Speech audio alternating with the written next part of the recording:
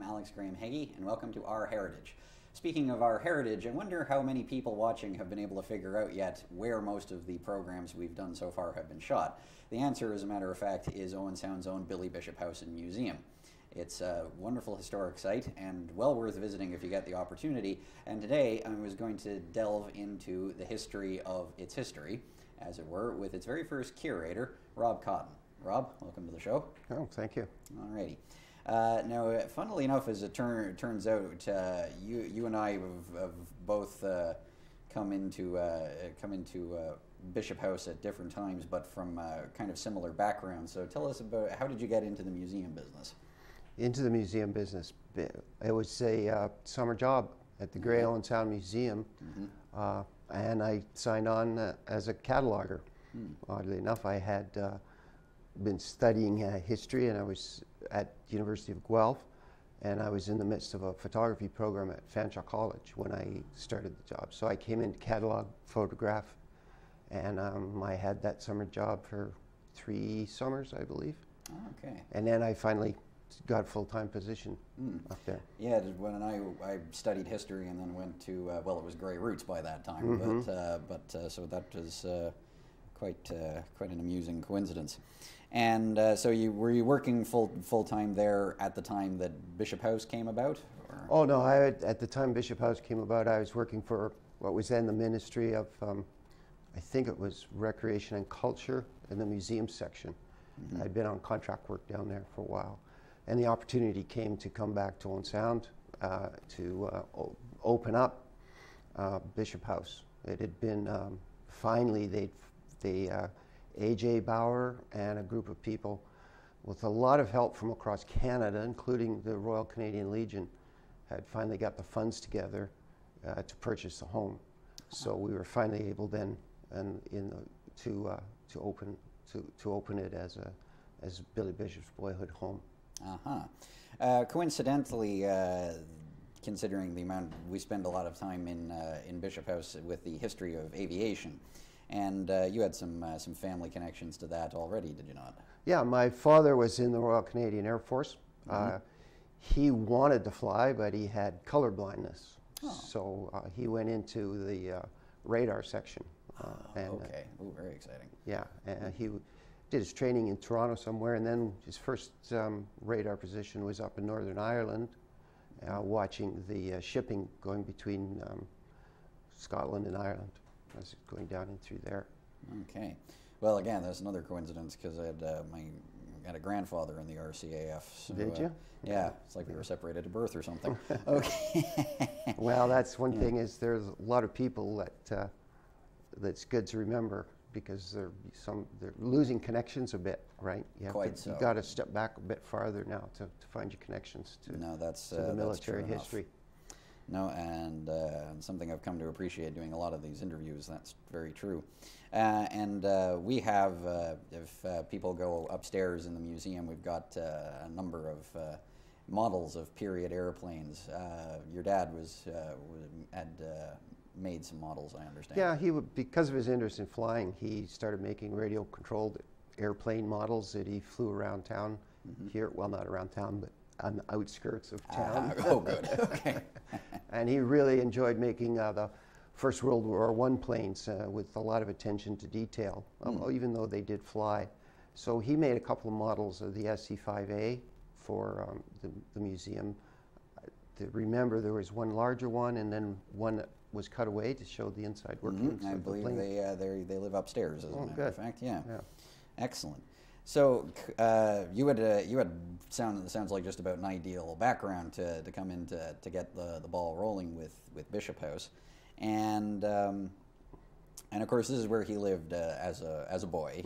He lived in a lot of other places in his adult life, from what I hear, and I've had to learn quite a lot about him in the last few months, and. Obviously, that would have been, he was born in the late 1800s, so comfortably into the Victorian era. We got a portrait of Her Majesty in the next room.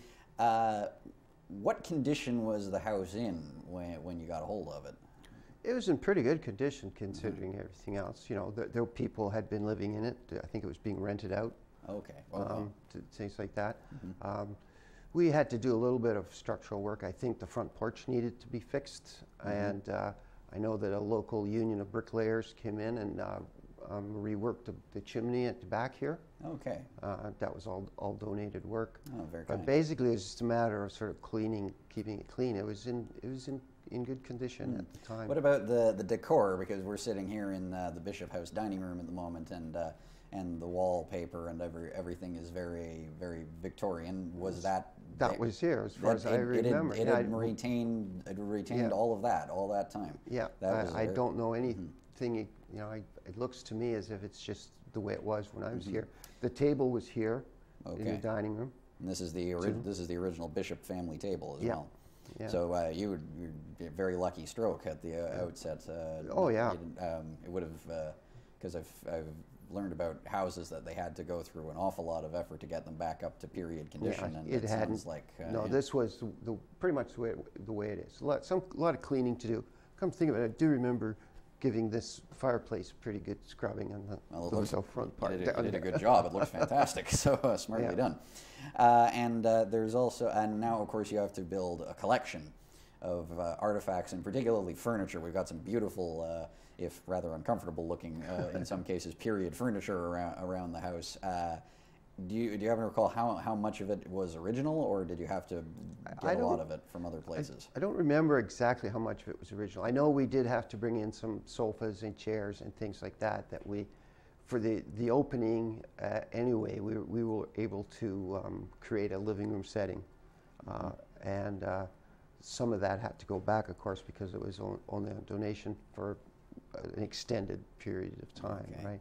But I don't remember exactly how much furnishing there was. Mm-hmm. Well, no worries, and we've managed to get in since then. The Bishop House has certainly got some beautiful furnishings. We've got the original family silver and quite a lot of other very nice items. So it's a nice slice of the period.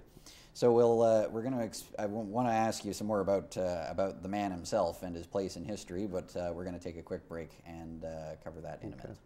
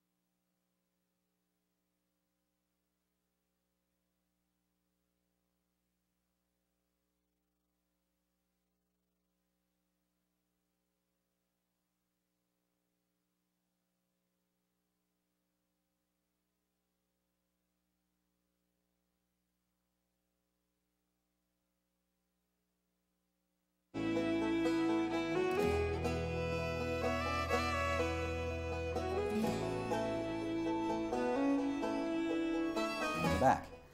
So, Rob, the house is, of course, built around the memory of and the example of Mr. Billy Bishop, Canada's great World War I flying ace, and one thing that I've certainly started to realize since in the short time that I've been working here is that it's an interesting process getting to know a historical figure when you're in a place that's dedicated to the subject of him. So, having been here at the beginning, how did you find you felt about Billy as a person? Did you get to know him in a sense? Well, to some extent. I mean, having learned something about his boyhood, he was adventuresome, risk taker, right? Mm-hmm. And as many young men are then and now a little bit full of himself, right? I mean, nothing unusual. I mean, after all, he slid off the roof in some sort of homemade plane and hurt himself, right, in an attempt to fly. You remember, flying was was new then as well, right? So it was the new frontier. Yeah, and he went off with a lot of other, and the flyers were very high risk job, very high risk job, and so I think that he was very good at his job and risk taker, and as so many of them that ended up being the heroes were the ones that were lucky. They took the risks and were lucky. I think of him as hero, yes, but I'd never thought of the home as being any sort of shrine to heroes, right? No, it's he certainly. I've certainly got the impression he was a heck of a character. That's right. Yeah, I get that same impression too. We got people who come here can see all the photographs of him. He always seems to be a pretty snappy dresser. He's always got a expensive looking dog with him, and that's right. Or his missus on his arm. So he was. I always got the phrase that first popped into my head when I started getting to know him was "man about town." Yeah, I think it's like, as a boy, I talk about him being a bit full of himself, and risk taker. I mean, he carved his name in the brick over on the side of the house. So Right. Yeah, it's been heard, but it's WAB in the brickwork there. Yeah. I thought it said war the first time I saw it, and I was like, wait. Okay. That brings up another question, what you said about his heroic status. I'm interested in the fact that he was involved in the First World War. Of course, he was quite a prominent factor in the First World War. How and the First World War being such a defining event for Canada and for the entire planet, how did this affect the way that you saw the museum and what it was about? You said not a shrine. No, I tried to create programs to indicate that at this time war was still being fought in a sense, and especially the First World War, people would go off for guts and glory, gaining glory for the people. War was still pretty much that, right? Even at the higher levels, I believe that the governments of Europe and Germany, they only fought the war because they were having little tiffs with each other, and that's what they did. It was a matter of pride. A matter of pride, yeah. Patriotism, right? Yes. So I tried to sort of bring that idea into it, that the First World War changed the view of war in a big way, because it was nasty war. There was you do get the feeling reading some of the literature that was written at the time that there was a disillusioning. Yeah, there certainly was nothing glorious about the battles fought there.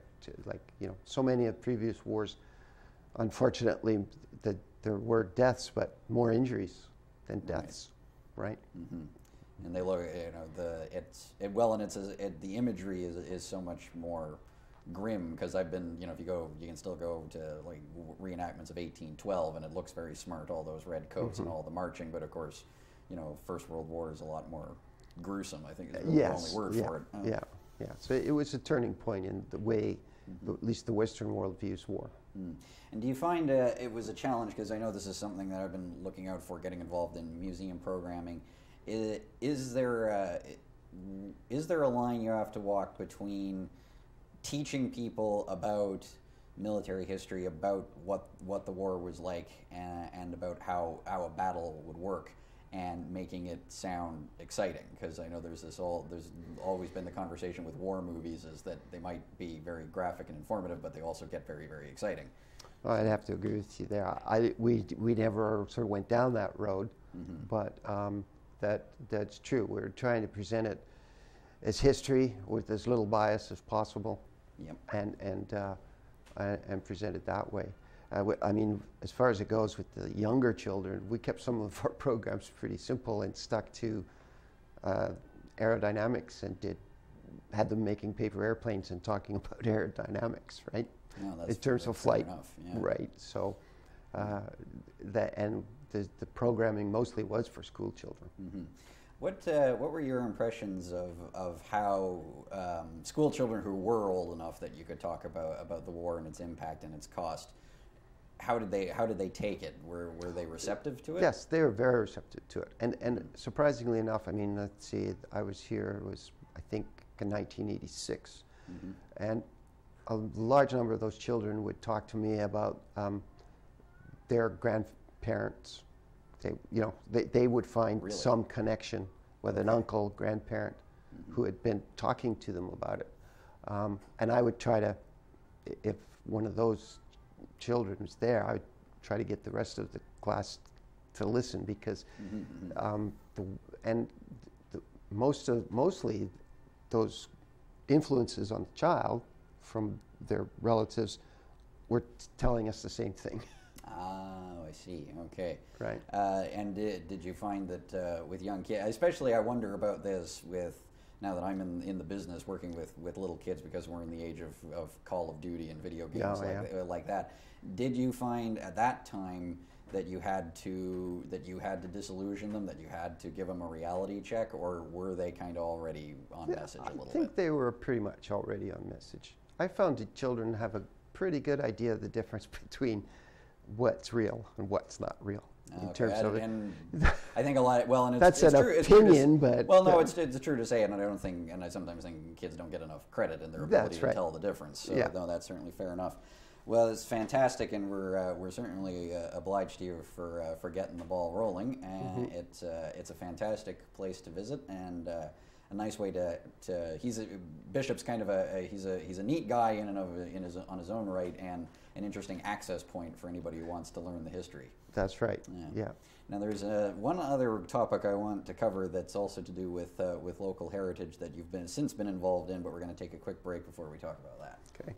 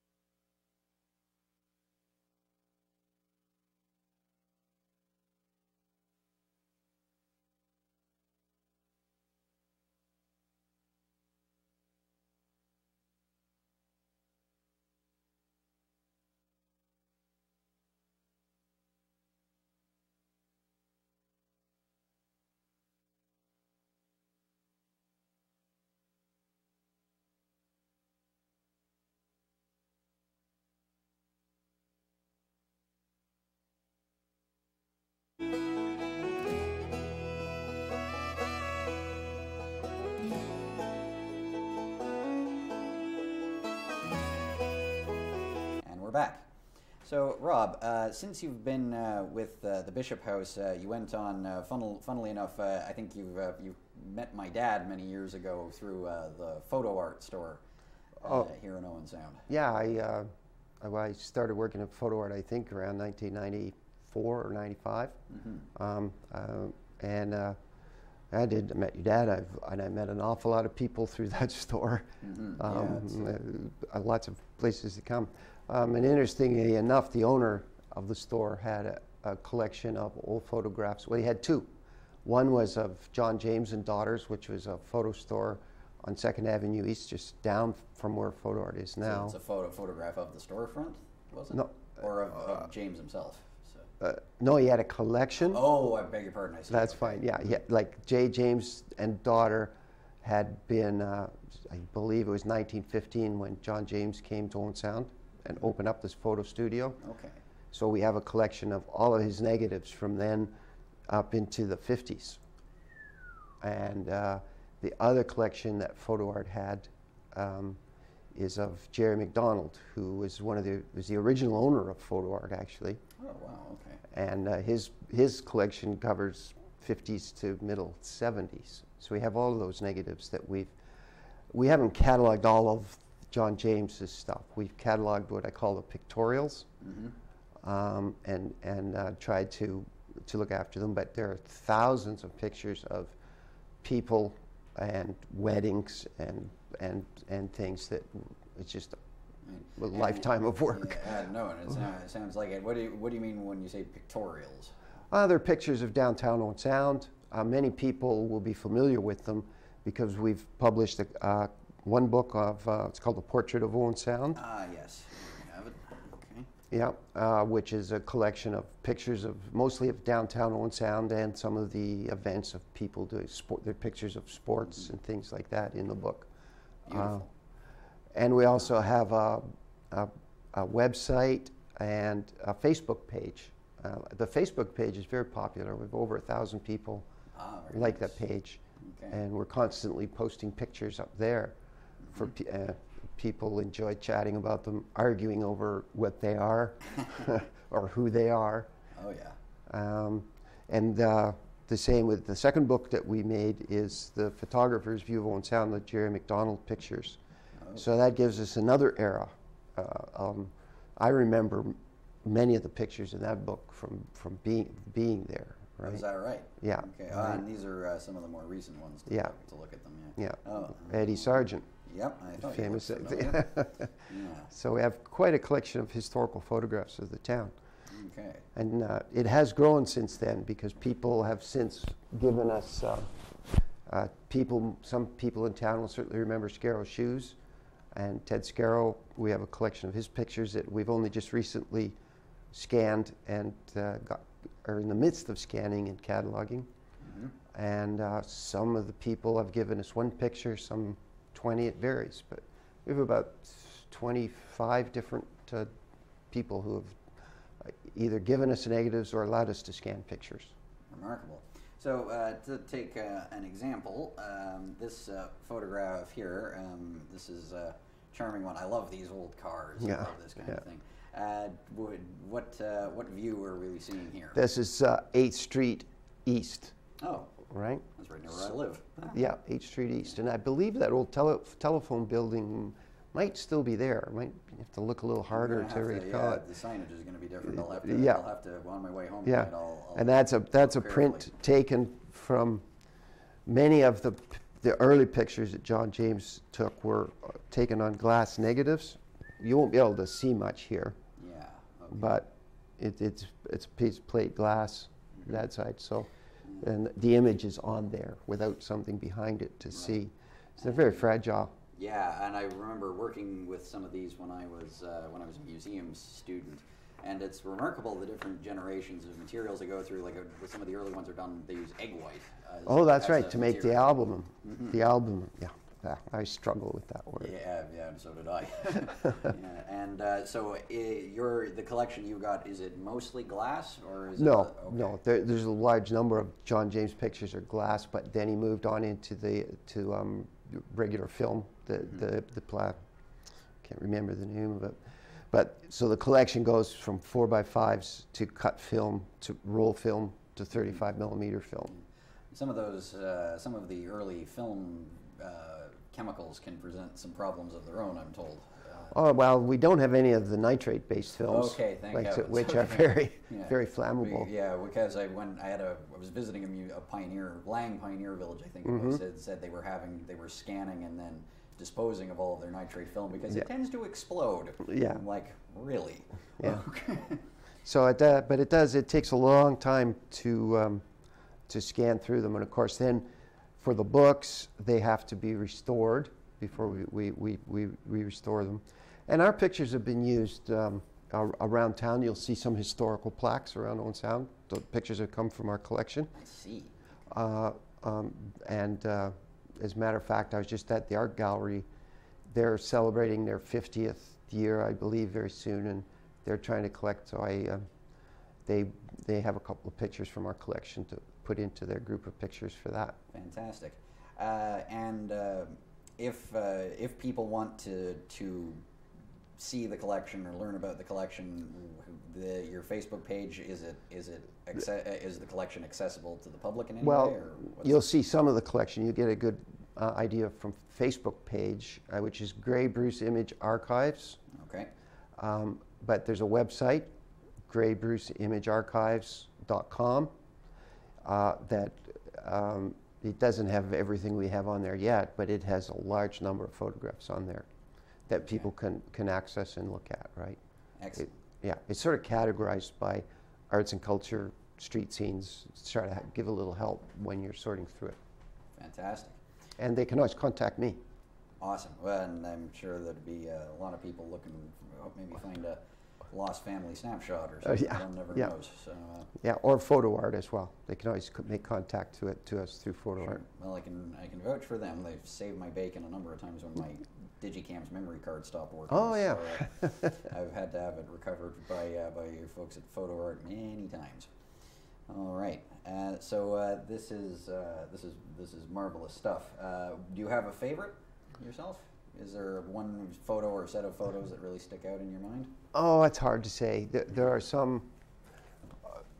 I think one of the, if I could find it, it's hard to find because there's a picture of the Selden House Hotel that just sort of, to me, gives what downtown Owen Sound looked like. It sort of symbolized that that era.